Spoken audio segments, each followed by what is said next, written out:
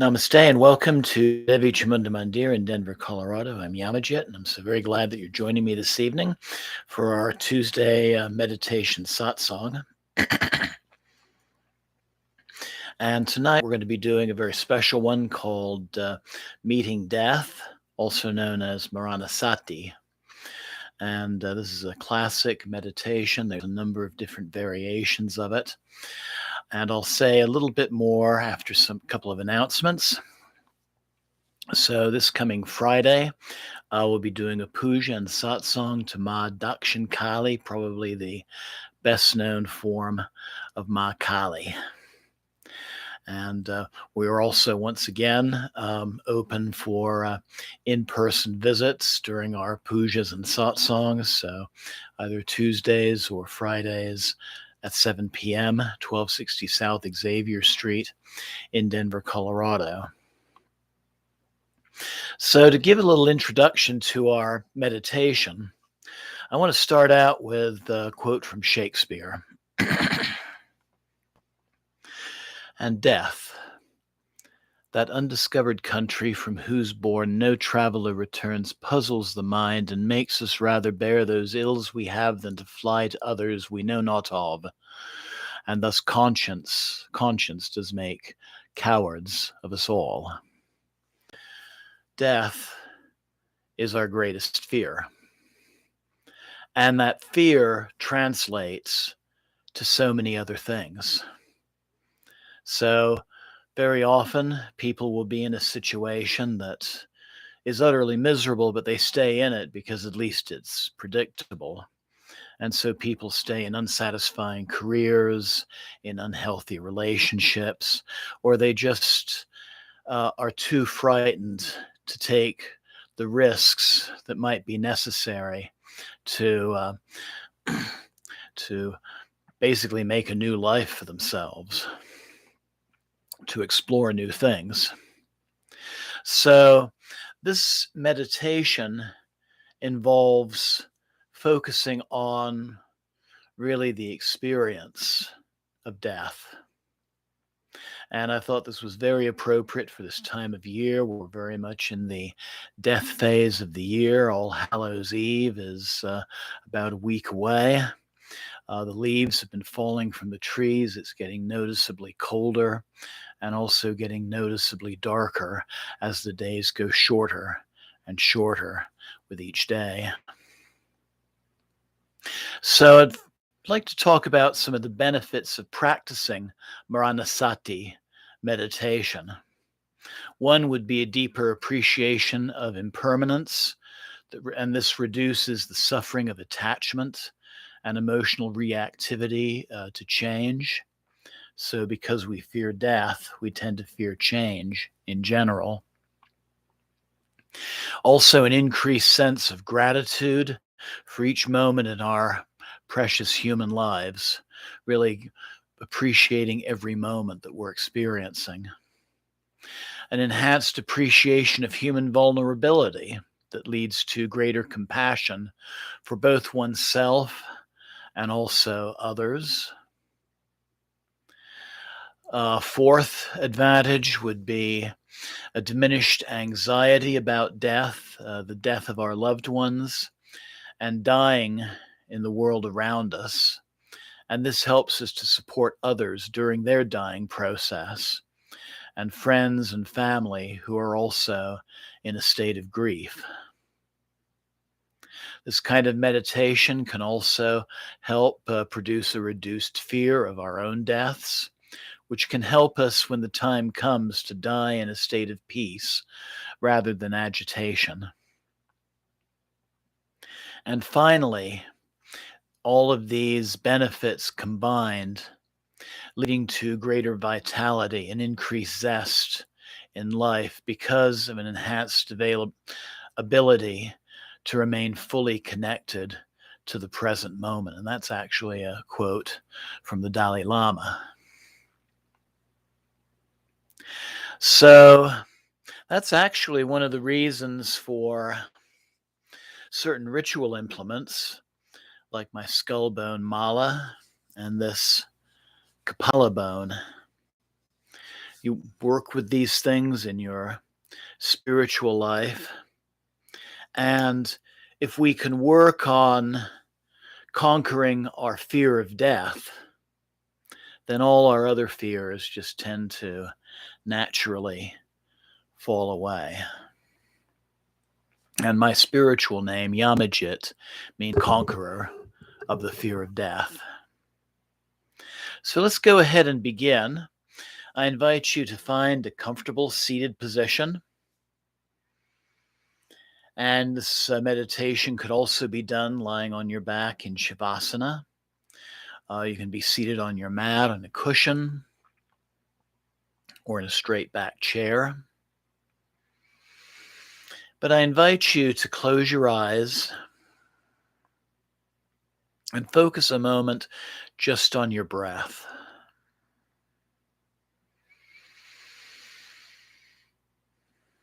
Simply watching the air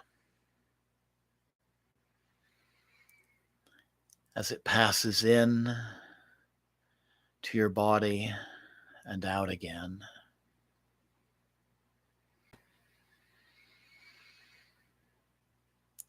Breathing deeply.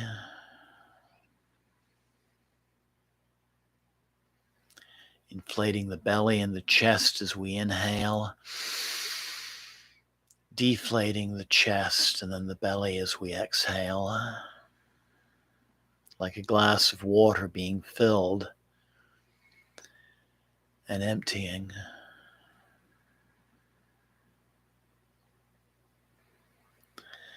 Letting go of the concerns of past and future,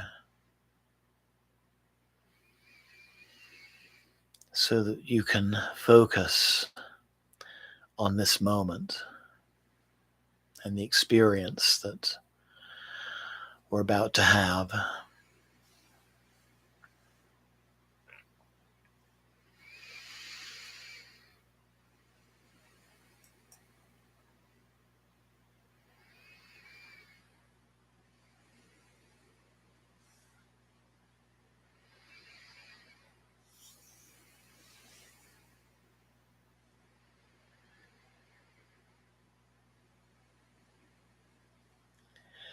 And so I invite you now to picture yourself walking along a street, along where each side of the street there are houses. Maybe a street in your neighborhood, or one that you can imagine.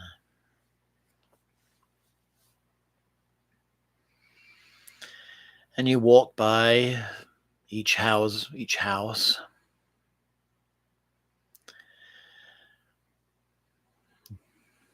noticing them as you walk along, until you find yourself drawn to one of the houses. Maybe it's calling out to you. And so you turn off of the road and walk up the front path of this house to the front door. And the front door opens for you.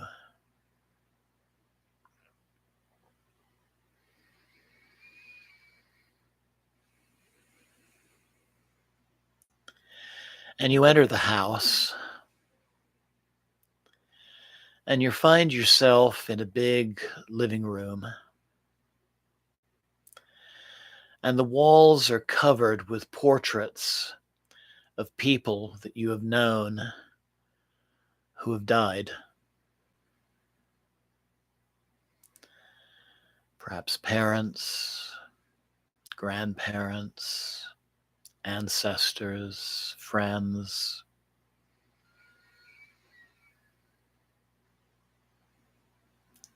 Maybe famous people who you admire, historical figures. And you stop and you look for a moment into the eyes of each face. in each picture frame, remembering.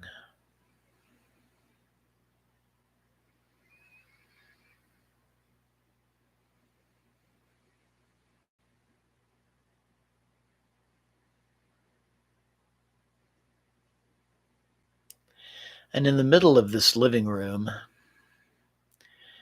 you see a big pile of bones, bleached white,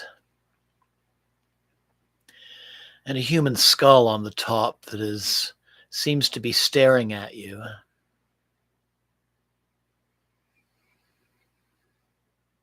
It is a portent of your own future. So I invite you to stop now and just take a moment and feel the bones beneath your skin.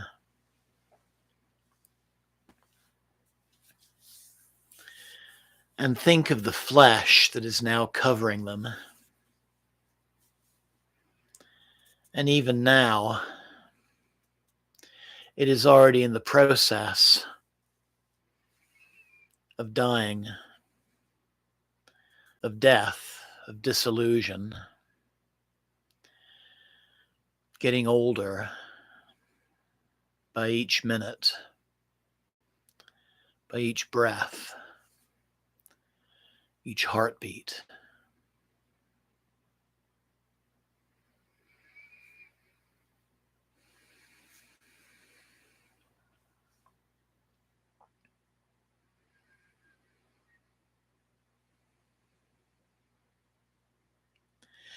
And I invite you now to think about how it will be in the future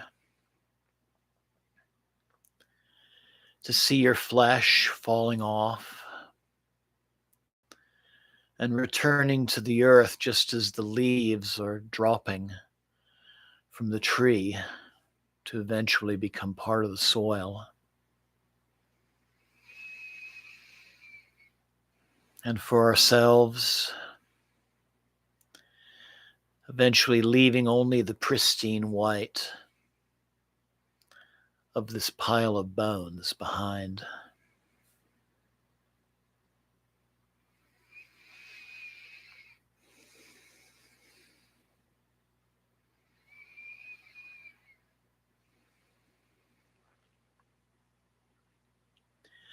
So I invite you now to look at the back of this living room.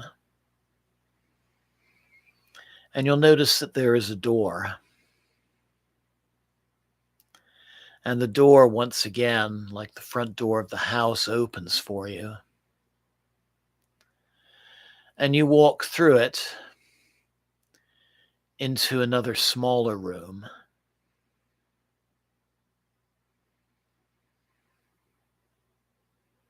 And in the middle of this room is a glass case. And inside the glass case is a large hourglass. And 2/3 of the sand has already poured into the bottom half. And you realize that each grain of sand still in the upper half of the glass is the amount of breaths that you have left in this body before your time comes. And you think to yourself, if I could only turn back the clock, if I could only stop the speeding train that I'm on that's rushing toward death. And you try to break the glass case to get the hourglass, but it's no use. The case is made of sheer diamond, clear and harder than any other substance. And you realize then that there is no way to stop this inevitable process. Death is coming like the winter, and there's nothing you can do about it. So I invite you to focus on this for a moment until you get a slight feeling of fear inside.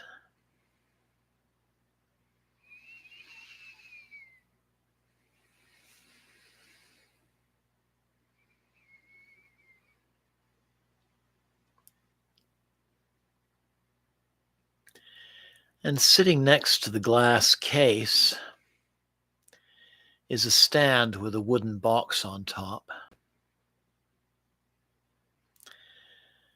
And you open the lid of the box, and inside the box is a slip of paper.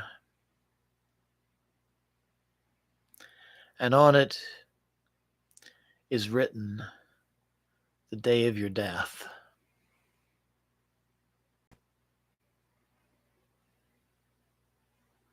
But as you pick up the piece of paper, it disintegrates in your hand, and so you really don't know. It could happen at any time. So think now for a moment what this means. That you have no idea when you will die. You could die at any moment. Think of the plans you have in mind for your future, tomorrow, next week, next year, the next decade. None of them are certain. You have no idea how much time you actually have left. Will you wake up tomorrow? In reality, you really don't know.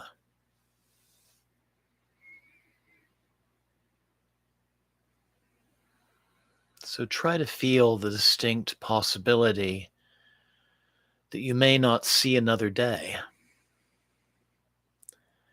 And if you do wake up the next morning, what will you do with the time?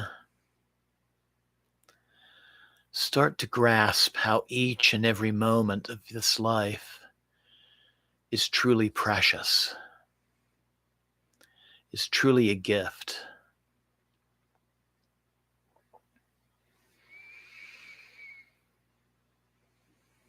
And now there's another door at the back of that room,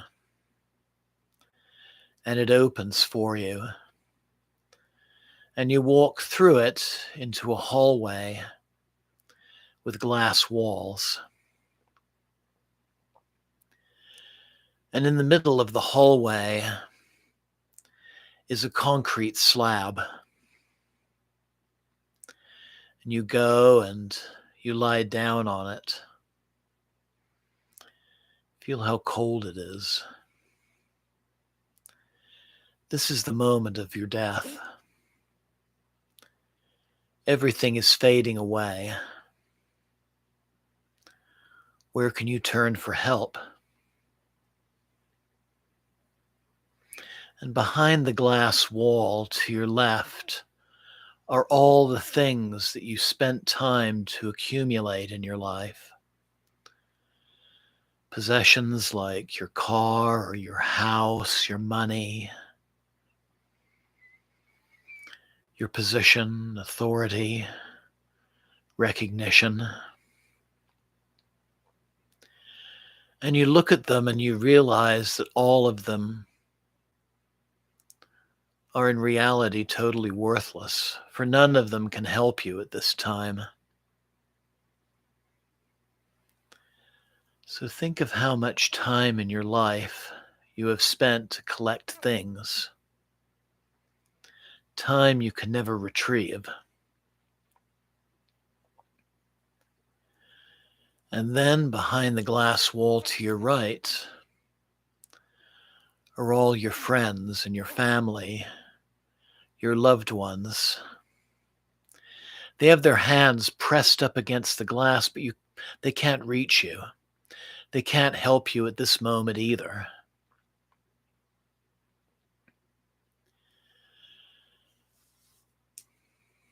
And there's a table to the right of your deathbed, and on it is a book entitled How to Stop Death. But you have lost the use of your limbs and you can't pick it up. Your eyesight is fading, and you can no longer read. Your mind too is fading. You can no longer meditate. It is too late. You've waited too long, and now there is no more time.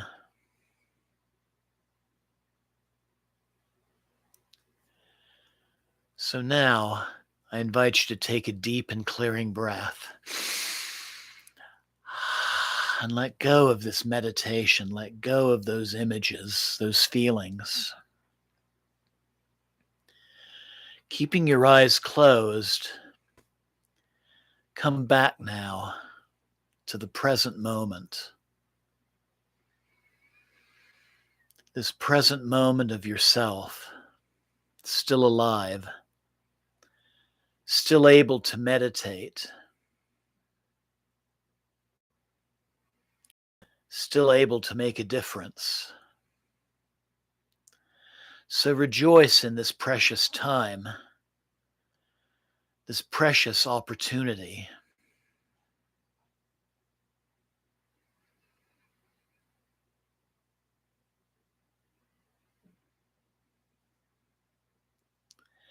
And then, before ending the meditation, think about the next day ahead. And I invite you to make a pledge to use this time today as if it were the last day that you had left, making the most of every moment of your existence, taking those chances that are calling to you, those opportunities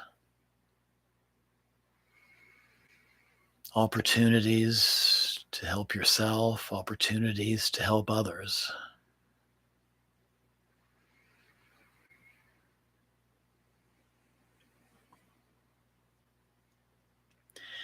And then slowly bringing the palms of your hands to your heart center. Loka samasta sukhino bhavantu. Loka samasta sukhino bhavantu.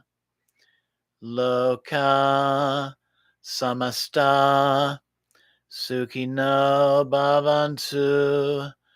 Om Shanti Shanti Shanti. Joy to all sentient beings. Om peace, peace, peace. And slowly opening your eyes, giving gratitude to yourself for taking this moment